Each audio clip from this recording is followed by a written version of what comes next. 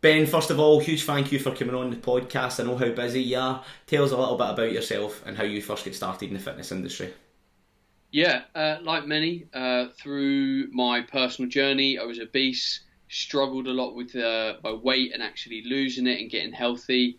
And it was, yes, it was partly the journey that got me into health and fitness, but it was the struggle and then the realization of what actually works with, kind of like rapid fat loss. And I was like, this is really cool.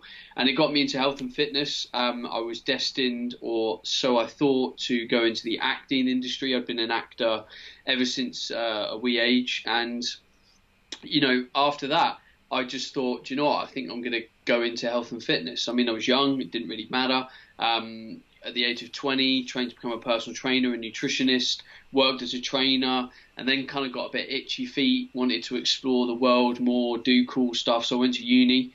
Did loads of cool stuff at university, really took the opportunities that were in front of me, kept personal training, kept doing all that kind of stuff, but kind of got exposed to the online world and, maybe starting up a bit of an online business and all that kind of stuff. And so that was graduated from uni in 2010. And 8-9 years later, got a nutrition education company, supplement company, do a lot of public speaking, got a big mouth and got my own podcast. Yeah. And it's been rated #1, so you must be pretty good at it. It has, yeah. We held the #1 spot for quite a while, but podcasting is a very competitive place now. So I sit anywhere from 20 to 100 these days. It wasn't always kind of as simple as that. You were overweight yourself. Do you think that helped you when dealing with clients now? Yeah, of course. You've got to have compassion for people's situations. I remember being a young trainer and not being able to understand why a housewife of the age of 40 with 3 kids, couldn't just do all the food prep that I wanted her to do and do all the training sessions that I wanted to do. It's because I just didn't understand. I didn't have enough maturity to put myself in that person's shoes. And I think when you're overweight, you understand what it feels like. You understand maybe the fear of something simple, like actually just walking into a gym.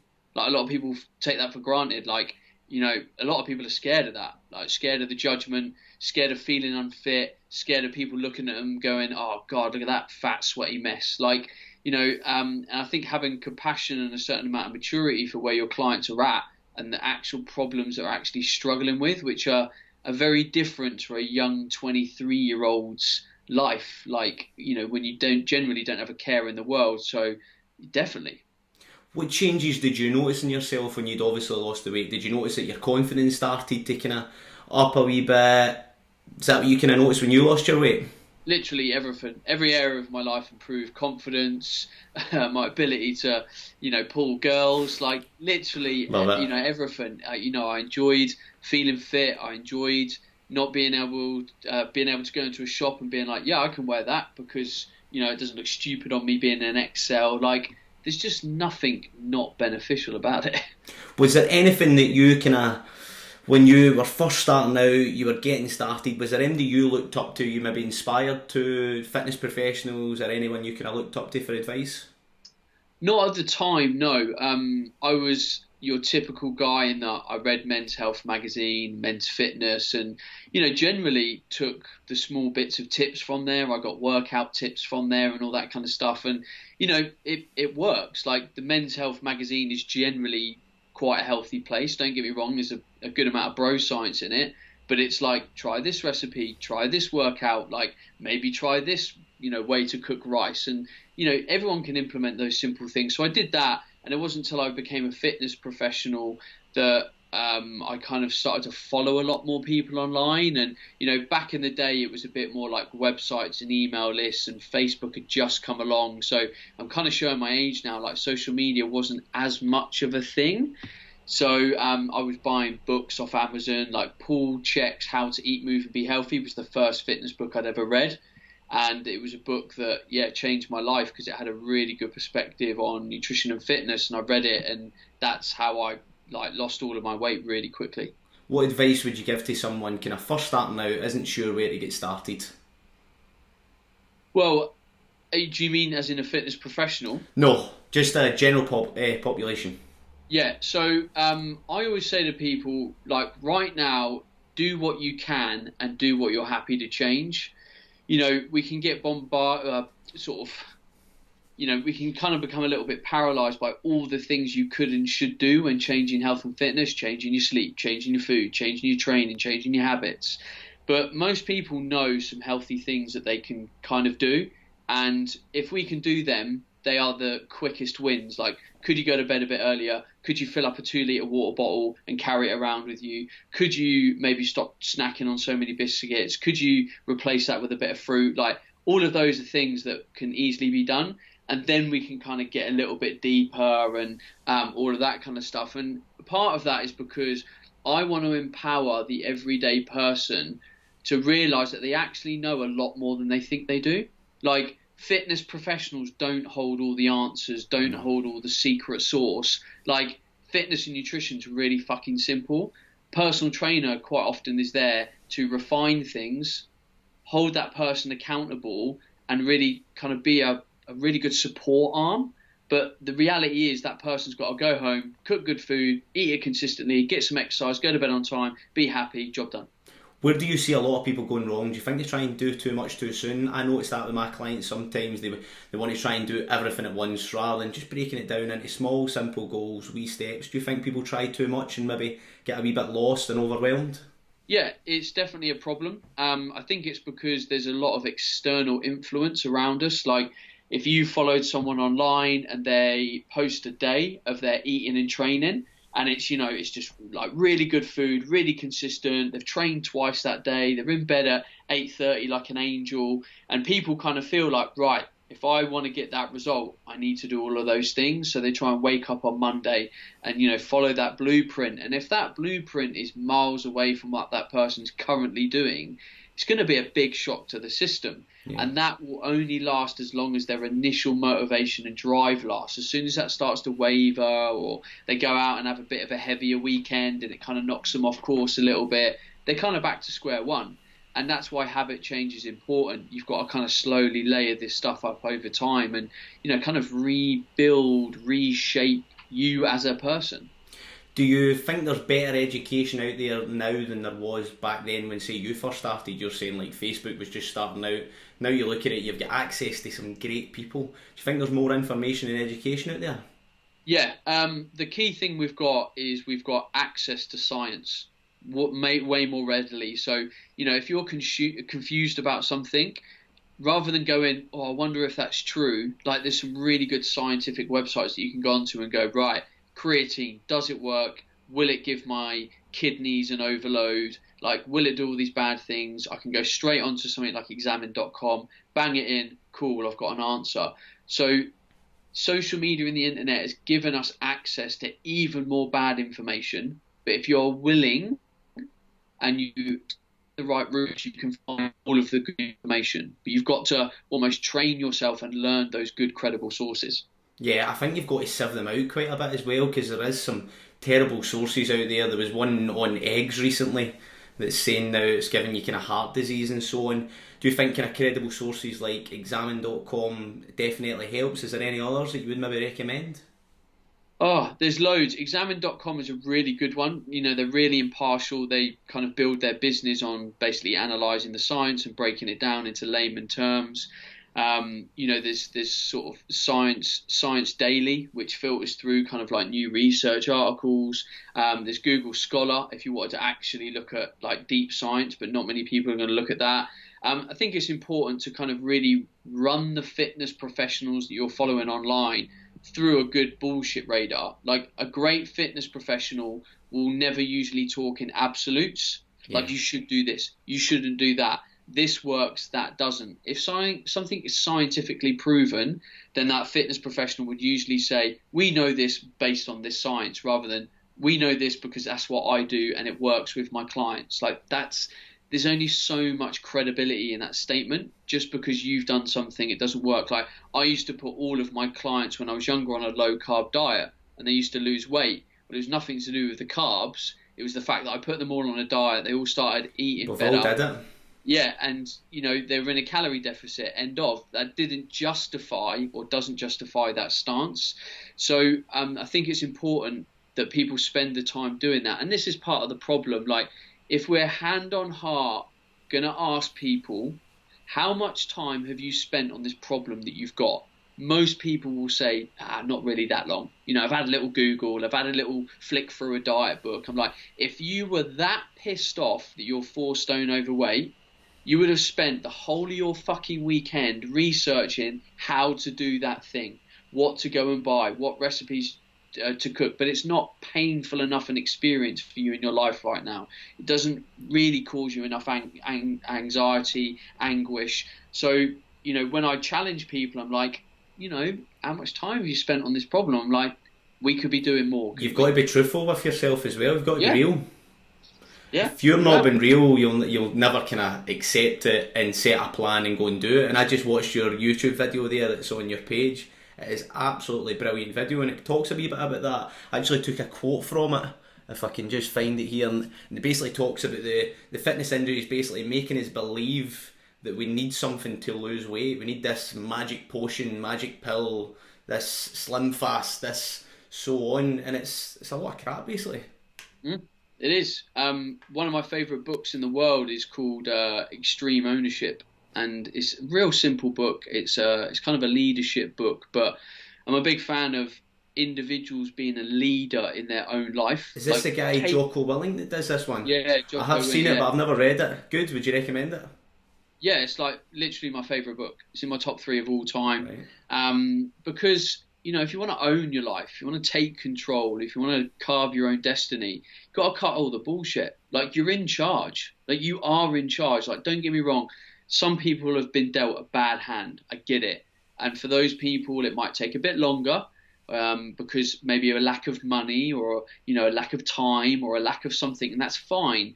But you are still in control. You might not be able to go as quickly as the next person or have as not much money to buy certain things that help you get there, but you are in control. And when you take control, incredible things happen. That's it. And you obviously spoke a little bit on education there. You've put out quite a bit of education yourself. I've followed you for a while now, Ben. I know the stuff you put out on the regular, BTN and so on in your book as well. Talk us a little bit about that. Yeah, so everything I've ever done in the fitness industry has come from a place of wanting to educate people to be better, to understand. I believe education is power as long as it's applied. So in 2010, I started an online coaching business. In 2013, that grew a education arm.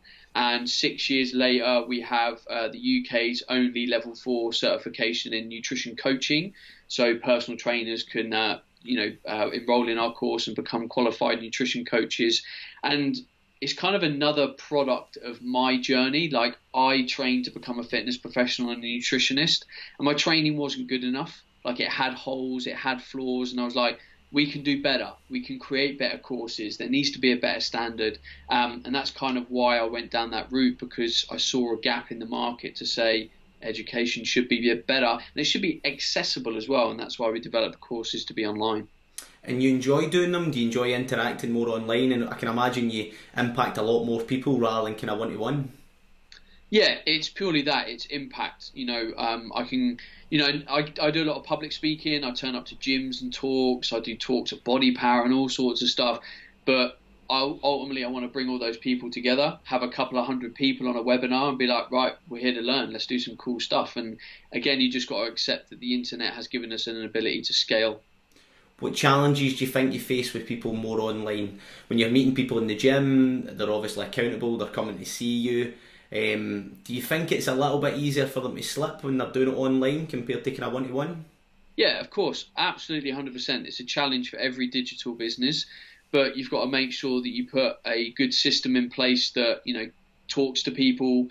You still got to have open lines of communication. You've still got to have a good systemized business. You've got to be organized. So if you have all those things in place, it usually works pretty well, but it will never be face to face. But the world's changing. We need to accept that. Businesses are moving online. My business has been online ever since 2009. And we've got to do the best with the opportunities we've got, with what people want as well. And I can imagine that suits a lot more people online. I've just kind of started doing it a little bit more as well, kind of starting up kind of groups and so on. People, like you spoke about earlier, with families, work commitments and so on, sometimes it's not as easy to make it in to see someone at the gym. They can do a home workout, they can do things that suit themselves, and they can make it a wee bit more to themselves, can't they? Yeah, I think naturally as well, a lot of people deep down want to be in charge of their own time. They want to do things on their own terms. You look at the businesses that has thrived in the modern digital landscape, and it's businesses where we can do things quickly, we can do things instantly, we can do things, when we want to do it. Like, how often these days do we see a call from someone and we're like, I'll ring them back later on my time? And it's like everyone wants to be in control of their own time, and that's absolutely fine. And I think that's what a lot of modern day businesses are doing. It's allowing people to have complete control of the 16 hours a day that they're awake. And on your book, do you give a lot of information on tips and tricks that people could possibly use in their day-to-day life? Which book are you talking about? Are you talking about how to be an awesome personal trainer? Yeah, so that book is... Or is that mainly aimed at personal trainers, or can a general public learn it and pick up kind of good tips off it? No, it's definitely a book for kind of fitness professionals or anyone that's self-employed in the fitness industry. It's a book about my journey as a coach, all the things that I failed at, all the things that I screwed up, and tips off the back of it on, how to have better results with your clients, how to have better work-life balance, how to communicate better, how to systemize and optimize your business to make sure that, you're not working 60 hours a week and, coming home at the end of the month with 50 quid in your back pocket. So it was a gap in the market. It's not another fitness book. It's not another nutrition book. It's a kind of a real life coaching manual.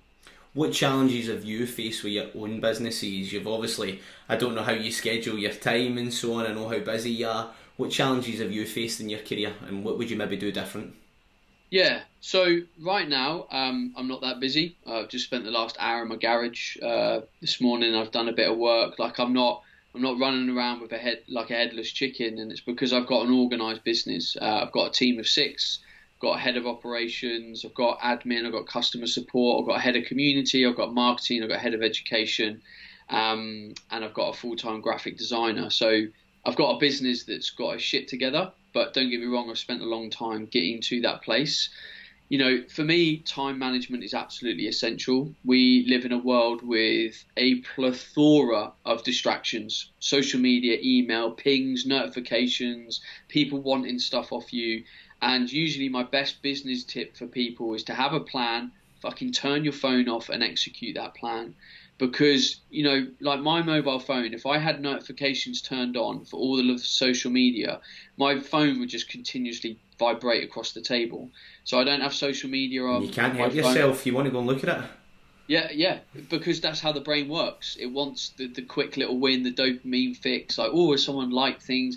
That's how the brain works. And the reality is people are not going to resist from that. The brain is sitting there like a little excited monkey going, let's have a look. So my way to deal with that is to remove myself from the situation. So I spend large parts of my day not on my computer, not on my phone, doing things that are moving myself forward, my business forward, my team forward. And I think that's really, really important if you want to do deep, meaningful work and have a good connection to your job. And I think it's also important because there's a huge amount of people that are feeling disconnected from their work, and it always feels like it's a bit of a mess and it's all over the place and they're always catching their tail. Well, if your phone's off and you're focused on the moment, the present, enjoy that moment. If you're doing an hour's personal training with a client, your phone shouldn't be on. Like, if you're using it as a timer or whatever, that's fine. So put your phone on airplane mode. And it's about really being present with that client for an hour. And then if you've got a half an hour break and it's like, right, I'm going to do my emails and my social media, then do that. Engage in that. Set that time aside. And then when that time's done, like, phone off or whatever, and then you're back into the next thing. And I think so many more people will enjoy so many more elements of their life if they were merely just present in that moment. What mistakes have you made in your kind of fitness career? Is there anything you would any advice more towards fitness professionals that you would maybe wish you'd known when you first started out, or things that you wish you'd done different? I'll be honest, I don't know where to start. my life's a continual string of mess ups, failures, fuck ups, and it's just the reality of life. Like, if you're scared of failure, I'm going to be honest, you're not going to make it. You're not going to get anywhere. You might as well go and get a job and, just not even freaking try. Even if you had a job, you're going to fail in your job. You're going to make mistakes. You're going to get a performance review. You're going to get advised how to do things better, and you move on. There's loads of mistakes. I've nearly gone bankrupt. I've spent money on things that I just didn't even need. I remember starting an online business and buying a load of leaflets. And I was like, why did I just do that? I'm an online business. But you kind of like, oh, that's what businesses do. They get business cards and leaflets and stuff. And a lot of the time, my mistakes are probably part through trying things. You just have to try things, see how it pans out. And I'm absolutely comfortable with that. And then some of the times it was maybe I didn't think things through and for long enough and didn't get the right advice. So, that leaflet thing, if I'd sat down and actually gone, okay, I'm about to spend £500 on marketing material for my business. If I spend this £200 on this thing, what return on investment do I think I'll get? How will it actually positively affect my business? And I probably didn't think through those things critically, logically. So there's a lot of mistakes, dude. Do you think it's made you the person you are now? Yeah, you grow, right? I have a growth mindset. I'm willing to get up today and make mistakes. My business is a lot bigger. So whereas a mistake 10 years ago might have been 50 quid, a mistake today might be 50 grand. And I'm okay with that. I'm happy with that. And we deal with, that kind of money every day in our business because we're running a supplement company. We're doing all sorts of stuff. And that's not to brag. It's to say that you will just get used to different levels of failure.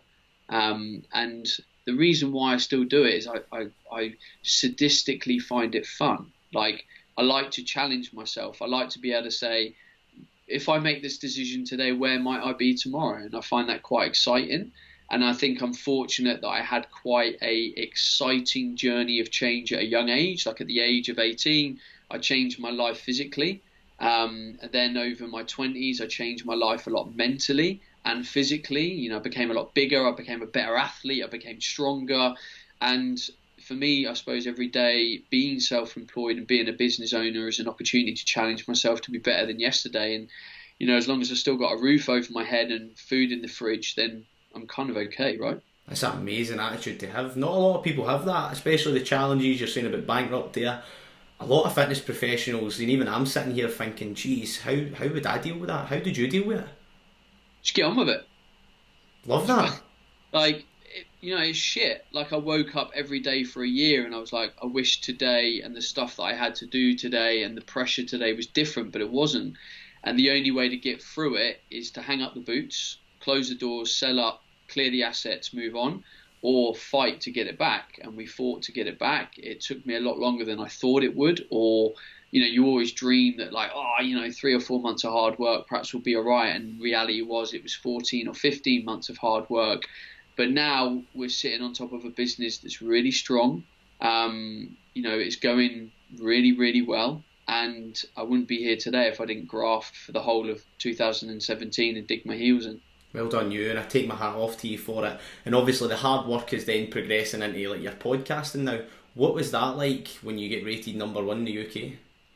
Yeah, it was awesome. Like, don't get me wrong. There's a few occasions in my business career where I've bought myself something to say well done.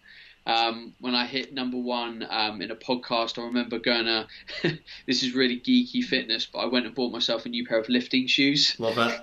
Like, really expensive, nice, like 120 quid pair. What kind did you go for? I bought, it was like these Adidas ones, like, I think it was a Do Win or something like that.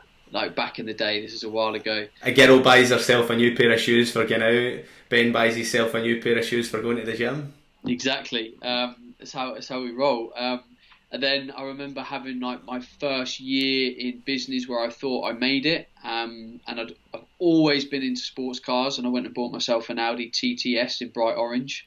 And it's the best car I've ever owned to this day. I absolutely love it. I bet you couldn't have missed that, bright orange. Mate, it was sick. It was the only one. I absolutely loved it. A little while ago, I had my first stint on live TV, and I went and bought myself a new watch. I've never been able to justify buying a watch. And I didn't buy an expensive one. It was only like 200 quid, but it was enough to have a really nice dress wash. And I was like, do you know what? I bought myself that for a really good career milestone. And I do think it's important to do that, because in the world where we're always moving forward, we're always looking at what's next. What does tomorrow bring? I think you have to have these milestones where you stop and say, let's open a bottle of bubbly and just, take today to celebrate. Take a second just to relax and realise what you've done. Exactly. I love that. What made you start your podcasts? I just saw a load of dudes in America doing it, and there wasn't many people in the UK doing it at the time, and I was just like, doesn't sound that hard. Get a microphone, turn it on, talk, let's go. So I kind of did it. I was crap when I started, and hopefully, maybe a 6 out of 10 now. And I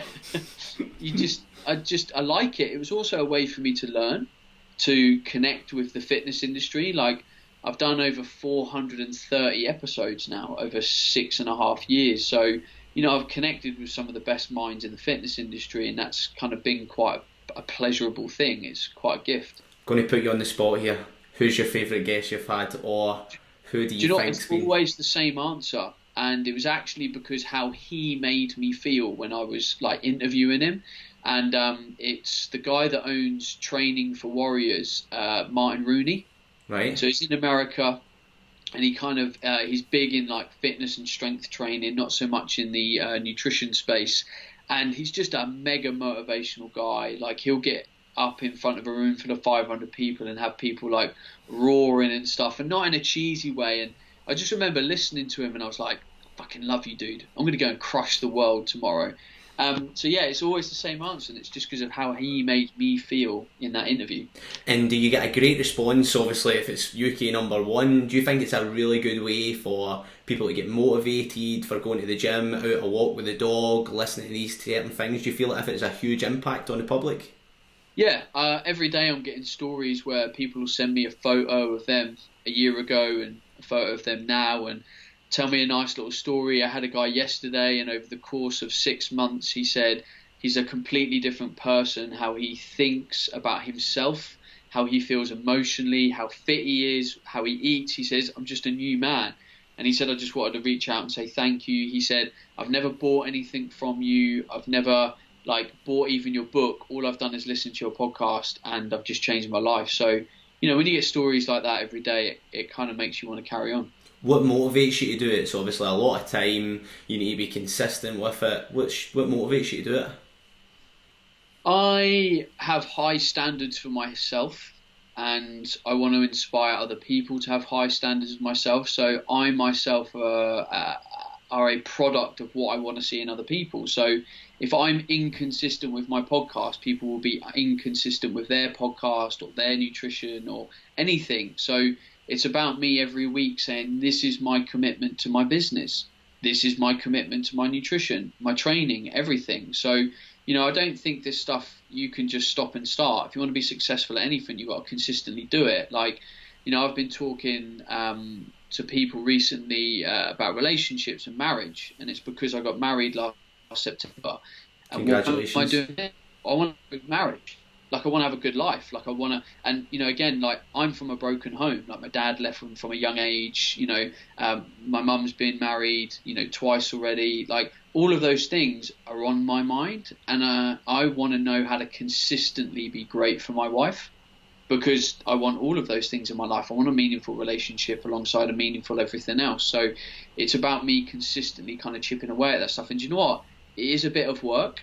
It is a bit of thought, but when you get into a habit and a routine to go through these motions, then, I think you spend every week winning at life. I love that, leading from the front. So yeah. Where do you see the fitness industry going? Think it's taking a step in the right direction, or? Yeah, it is. Do you know what? The fitness industry is doing some really good stuff at the moment. Don't get me wrong, there's still a long way for it to go. There's still a lot of charlatans out there and people with £2 qualifications off the internet and stuff. But it is doing some good stuff. There's some great fitness concepts these days. The access to good information is far improved. The amount of people that have got great books, great apps, great websites, great gyms, great concepts is hugely improved. The big gyms have still got a massive amount of work to do to actually really cater for people. Like most of the commercial gyms are still far off the mark with really doing a great thing for their clients. And that's why I quite often tell people, like, if you're not super motivated with your fitness and nutrition, you're not the kind of guy that would go to the gym 4 or 5 times a week or whatever and, you know, get on with your own training and do your nutrition, probably go to a smaller gym. Go to like a CrossFit box or a studio or something that's only got 200 to 400 members, because those people will care about your journey. They'll put more effort into your journey. The big gym that's got 8,000 members will not, because they still have a business model where it's all about the numbers, it's all about the churn. And I've told the fitness industry for years, like, I would love to build a gym just to prove to the fitness industry that it can be done right, that you can care for your members. They can all have life-changing journeys in that gym.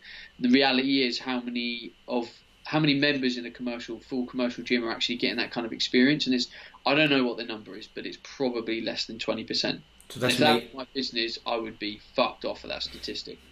This might lead in then. Where do you see yourself in 5 years' time? We are still doing what we do now. We're just trying to be better at it. We will maintain our position as a nutrition education company. I'm focusing a lot more on my time on the supplement brand and really bringing on a lot of like really healthy, convenient snacks into the brand and stuff. It's also the company that I have that has a lot of global appeal. So we're now looking to launch into international markets. I'm looking to do more and more public speaking. I've got 2 books that are half written. So, you know, nothing radical is changing in my world. I just keep trying to do a good job and inspire with change through health and fitness. Where did you see a difference? Did you notice when you first started up Awesome Supplements, do you think you seen a kind of gap where you kind of wanted to fill? What made you start that? Yeah, so it was kind of a lack of honesty that I saw in the fitness industry. I was working for a supplement company at the time, and I was just sort of a bit fed up with having to fight all the kind of half truths of the company. You know, we sell this is great, but we also sell this, but trust us, it works. There's not really any research behind it, but trust it works. And, you know, I kind of was having a lot of issue there.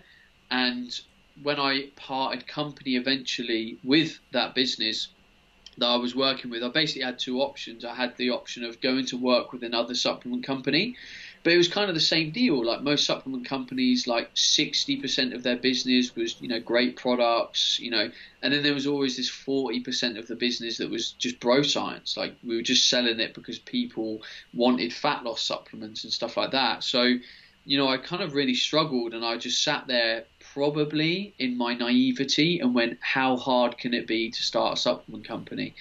And 3 and a bit years later, it turns out it's actually really hard to start a supplement company.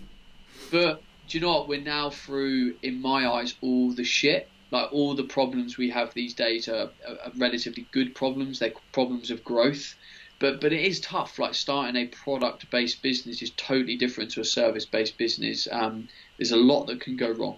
Do you think customers value your honesty in doing that, selling supplements that you swear by, rather than just this huge company that's just worried about the numbers? Yeah, I do. You know, I think in the fitness industry there's been a lack of confidence for quite a while in what the industry has been saying, and I wanted to be able to stand there and go, do you know what? We've put our heart and soul into these supplements. There's nothing that the research doesn't support here apart from one product, and we're going to tell you honestly why that is. And, you know, we're going to try and make them taste amazing, and we're going to try and help you achieve all your goals. You know, we've got free ebooks on our website. We've got loads of stuff for people to educate themselves better. And I think that's what the industry needed, and it must have ruffled some feathers. And this might be coincidence, but I don't think it is. A lot of the industry has kind of followed suit. You know, you've seen a lot of products kind of slowly come off the shelves, and other companies starting to have this kind of research-backed, honest kind of, you know, language about it. So who knows? Hopefully you've started a trend there, Ben. Maybe, but, you know, the reality is if I'm shifting the industry in a positive way, then ultimately I've done my job right. Of course, I love that. Where can people find out more about you? General public, I know you offer kind of courses for fitness professional as well, your book and so on. Where can people find out more about you and get your book? Yeah. So if you're listening to this podcast, the chances are you like a podcast. So go head over to Ben Coomber Radio, very easily found. Otherwise, I'm Ben Coomber all over social media. If you go to my website, bencoomber.com, you'll find things like, links to our education programs, our supplement company, which is called Awesome Supplements. But I don't want people to finish this podcast thinking, oh my God, I've got to go to like 10 different places. Like, if I've said some cool stuff today, my name's Ben Coomber. Punch it into Google or a social media home and you will find some cool stuff, hopefully. Thanks, Ben, and listen, a huge thank you for giving us your time. You're what the fitness industry needs. I've watched you for a while now and I've took some inspiration from you. I'm sure general public and fitness professionals can, so a huge thank you for coming on and giving us your time. You're welcome, dude. Thank you very much.